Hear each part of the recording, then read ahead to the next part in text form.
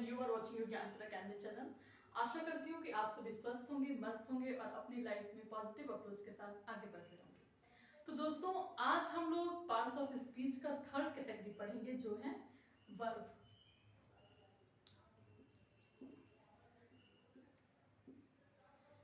हमने इससे पहले पार्ट्स ऑफ स्पीच पढ़ा था और उसका फर्स्ट कैटेगरी जो नाउन था उसे पढ़ा। फिर हमने उसमें जो 4 सब कैटेगरीज थे उसको पढ़ा, noun and the number, noun and the gender, noun and the case, right. फिर हमने प्रोनाउन पढ़ा और प्रोनाउन के काइंड्स देखे, जितने भी 11 काइंड्स थे, और उसका जो प्रॉपर यूज ऑफ प्रोनाउंस था हमने उसको भी पढ़ा। तो अब क्या है कि पार्ट्स ऑफ स्पीच का जो थर्ड कैटेगरी है, जो 8 पार्ट्स ऑफ स्पीच थे उसमें जो थर्ड कैटेगरी था वो था हमारा वर्ब। तो आज हम उसे पढ़ेंगे और देखेंगे कि वर्ब क्या होता है, उसके क्या काइंड्स हैं, इसका क्या इंपॉर्टेंस है। ओके दोस्तों, आप लोगों को पता है कि वर्ब को हिंदी में क्या कहते हैं? क्रिया। क्या बोलते हैं? क्रिया। क्रिया यानी कि जो भी हम कार्य करते हैं उसको हम क्या बोलते हैं? क्रिया। पूरे दिन भर हमने जो भी कार्य किया है वो क्रिया के ही अंतर्गत आता है। Like Ram is singing, Ram गा रहा है। रीटा इज पेंटिंग, रीटा क्या कर रही है? पेंटिंग कर रही है ना। या फिर कभी कभी हम ऐसे भी सेंटेंस को लिखते हैं,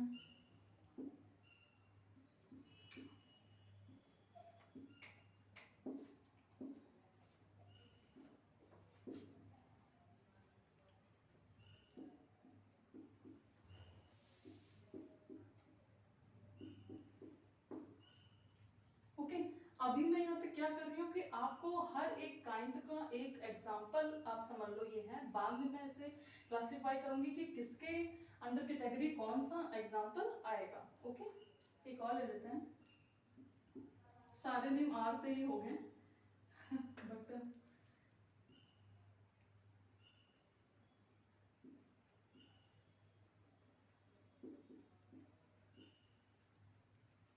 ओके, इस तरीके के आप सेंटेंस देखते हो। मतलब कि हर जो सेंटेंस है, मैंने आपसे बोला था कि उसमें आपको पार्ट्स ऑफ स्पीच मिल जाएंगे सारे। कोई नाउन होगा, कोई वर्ब, हेल्पिंग वर्ब होगा, कोई वर्ब होगा, कोई आपका क्या होगा? ऑब्जेक्ट होगा, नाउन होगा, है ना। इसमें प्रोनाउन भी मिल जाएगा। सारे पार्ट्स ऑफ स्पीच आपको एक सेंटेंस में मिलते हैं, ठीक है। तो आज जो है हमें वर्ब की बात करनी है। तो हम सबसे पहले, जैसे कि मैंने आपको बताया कि वर्ब होती क्या है, तो वर्ब होती है क्रिया। जो ऐसे शब्द होते हैं जो किसी पर्सन को ये बता रहे हैं कि क्या ये काम कर रहा है, उसके पर्सन के बारे में हमें बता रहे हैं कि ये क्या काम करते हैं या ये क्या काम कर सकते हैं, उनके हैबिट्स बताना, ये सारे जो वर्ड्स हैं वो क्या कहलाते हैं? वर्ब कहलाते हैं, ठीक। तो अगर डेफिनेशन की बात करें तो वर्ब आपका क्या हो गया? Doing word. Doing word is called verb. ये बहुत ही एक शॉर्ट डेफिनेशन है, या फिर ऐसा भी बोल सकते हैं जो छोटे बच्चे पढ़ते हैं इस डेफिनेशन को। अगर आपको अलग तरीके से वर्ब का डेफिनेशन देखना है तो the words which tells about the work of a person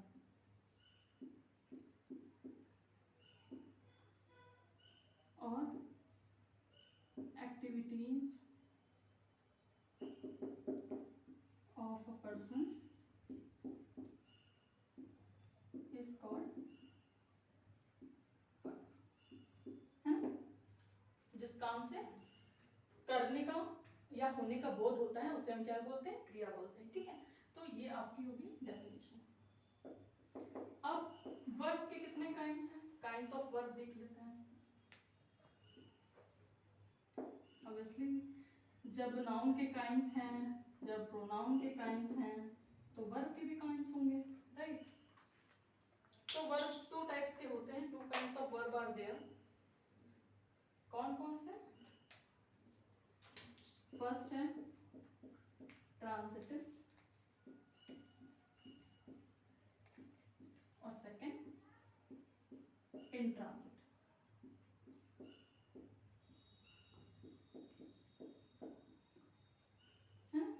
transitive verb and intransitive verb, जिसको हिंदी में आप क्या बोलते हो? सकर्मक क्रिया,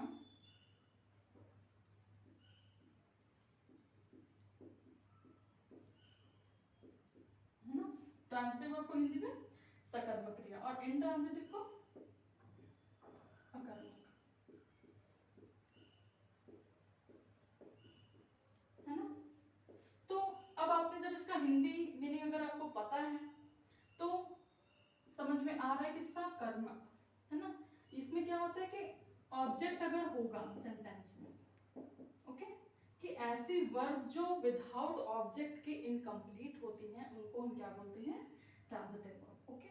और ऐसी वर्ब्स जो ऑब्जेक्ट के बिना भी, ओके, ऑब्जेक्ट के बिना भी कंप्लीट सेंस देती हैं सेंटेंस का, वो क्या होती है? Intransitive verb, right. आप इसका डेफिनेशन छोटा सा देख लीजिए या मैं ट्रिक से भी बता दूं। ट्रांजिटिव वर्ब है अगर आपके पास, आपको याद करने में प्रॉब्लम है तो बस आप ऐसे करो कि प्लस ऑब्जेक्ट क्या होना चाहिए? ऑब्जेक्ट, है ना। और इंट्रांजिटिव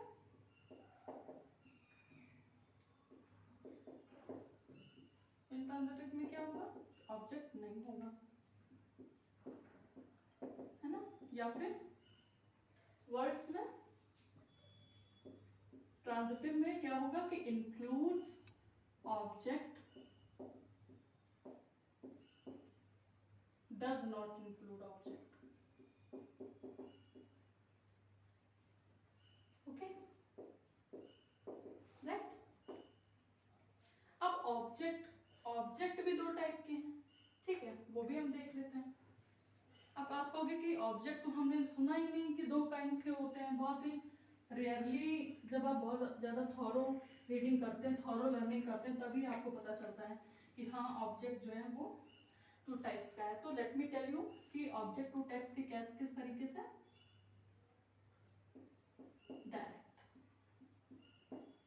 एक होता है हमारा डायरेक्ट ऑब्जेक्ट, ओके, और एक होता है हमारा indirect object.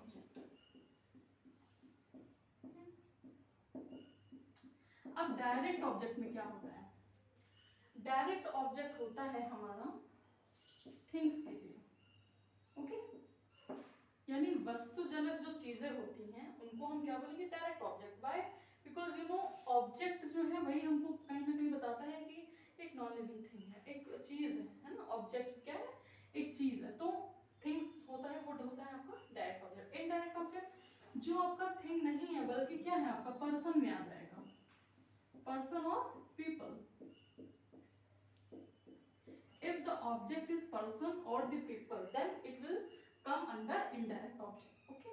And if the object is thing, then it will come under direct object, right. पहले तो आपने वर्ब पढ़ा, फिर आपने उसका काइंड पढ़ा, अब आप उसका ऑब्जेक्ट टाइप देख रहे हो। फिर मैं लास्ट में क्या करूंगी कि आपको एक चार्ट से फुली बता दूंगी, आपको बिल्कुल समझ में आ जाएगा कि क्या स्ट्रक्चर है वर्ब का, ओके। अब आपके पास इतनी इंफॉर्मेशन आ गई। दो तीन चीजें और हैं मेन जो मैं आपको बता दूं, जैसे एक होता है cognate object, okay. Cognate object क्या है? ऐसा ऑब्जेक्ट जो वर्ब से सिमिलर आपको मीनिंग देता है, ओके।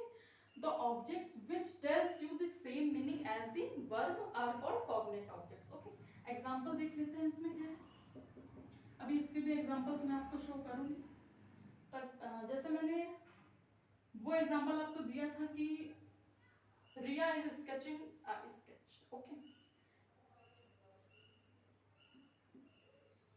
अब एक और एग्जांपल ले लीजिए। The man fought a glorious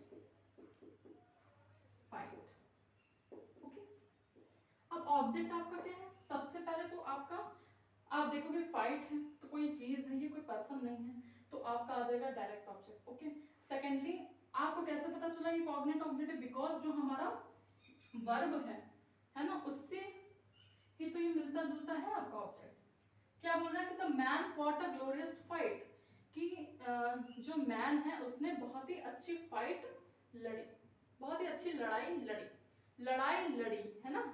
तो लड़ाई और लड़ी दोनों एक ही चीज आपको दिखा रही है, कहीं पे फाइट का सेंस देता है। अगर हम कहते हैं the man fought very gloriously, the man fought gloriously, तो भी आपका हो जाता, आपको पता चल जाता कि फॉट हुआ है, जब लड़ा है किसी ने तो पक्का है लड़ाई ही लड़ी होगी, है ना। लेकिन जब हमें उस सेंटेंस में पूरा पूरा आपको दे दिया जाता है वर्ड, तो वो क्या हो जाएगा, कॉग्निट ऑब्जेक्ट, है ना। या फिर आप ऐसे कर लो,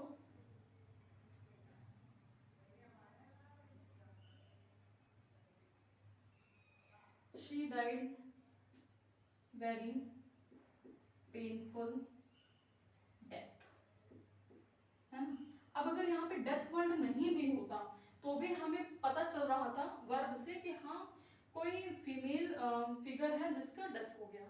लेकिन जब हमने ये लिख दिया यहाँ पे, तो यहाँ पे हमारा ऑब्जेक्ट क्या हो गया, कॉग्निट ऑब्जेक्ट हो गया।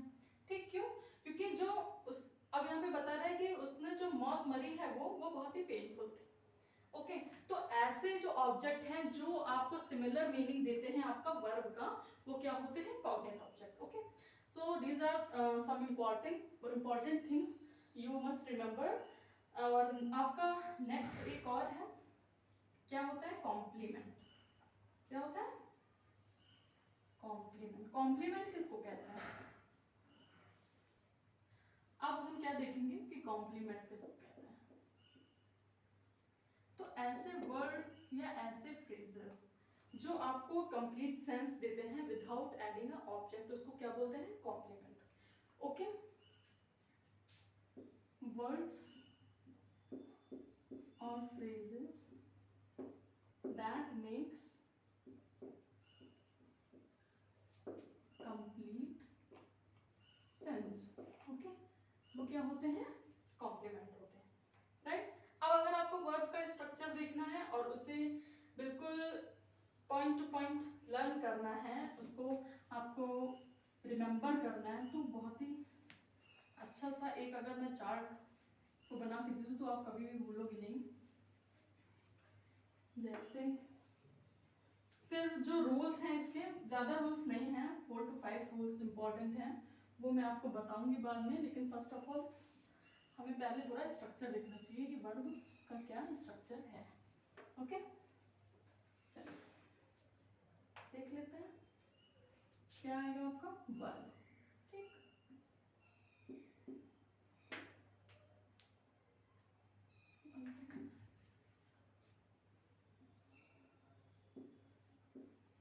ठीक है।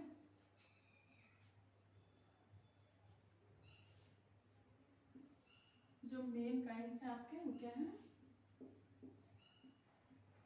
Transitive,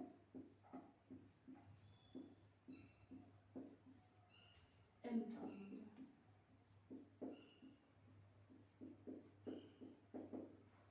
okay,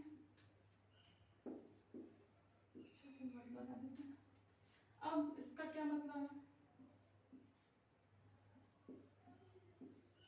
object. Okay, right. अब ट्रांजिटिव वर्ब ऑब्जेक्ट कितने टाइप्स के हो सकते हैं,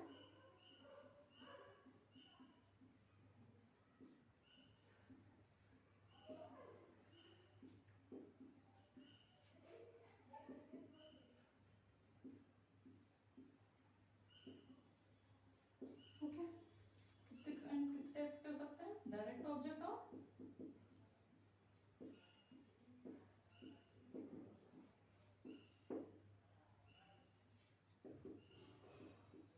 इनडायरेक्ट ऑब्जेक्ट, राइट। अब डायरेक्ट ऑब्जेक्ट में क्या होता है,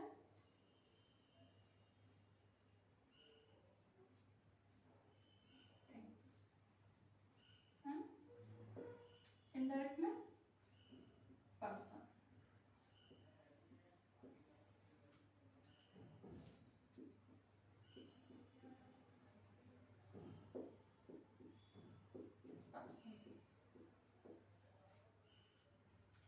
अगर इसका आप एग्जाम्पल देखो तो क्या हो जाएगा,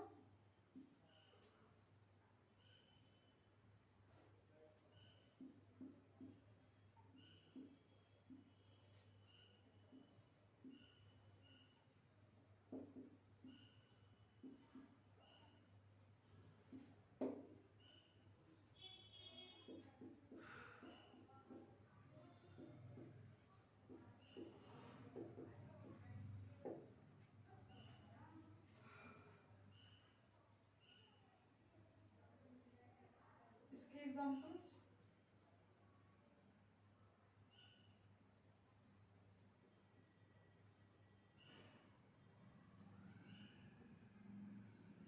कोई भी हो सकता है, कुछ भी हो सकता है, ओके, मैथ कोई भी थिंग।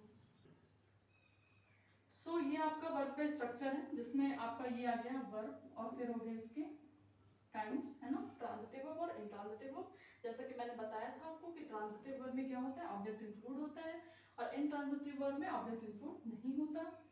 ऑब्जेक्ट इंक्लूड है, ये कैसा ऑब्जेक्ट है, ये आपका डायरेक्ट ऑब्जेक्ट है, इनडायरेक्ट ऑब्जेक्ट नहीं है, ओके। इंट्रांजिटिव वर्ब में क्या होगा कि ऑब्जेक्ट होगा ही नहीं, द सन साइंस, इसमें ऑब्जेक्ट होगा ही नहीं, किसी भी तरीके का ऑब्जेक्ट नहीं होगा, ना ही डायरेक्ट ना ही इनडायरेक्ट। सो यही आपका बेसिक स्ट्रक्चर है, यही आपका मेन स्ट्रक्चर है, कुछ भी नहीं है इसमें, सिर्फ दो काइंड्स हैं और दो चीजें आपको ध्यान रखनी है ऑब्जेक्ट की, ओके। एक में ऑब्जेक्ट ऐड होता है और एक में ऑब्जेक्ट ऐड ही नहीं होता है, किसी भी टाइप का ऑब्जेक्ट ऐड नहीं होता है। तो आई होप ये वीडियो आपके लिए बहुत ही हेल्पफुल रहेगा और आप इससे कुछ सीख सकोगे। सो मिलते हैं हम नेक्स्ट वीडियो में, टिल देन आप देखते रहिए हमारा ज्ञानपुर अकेडमी चैनल।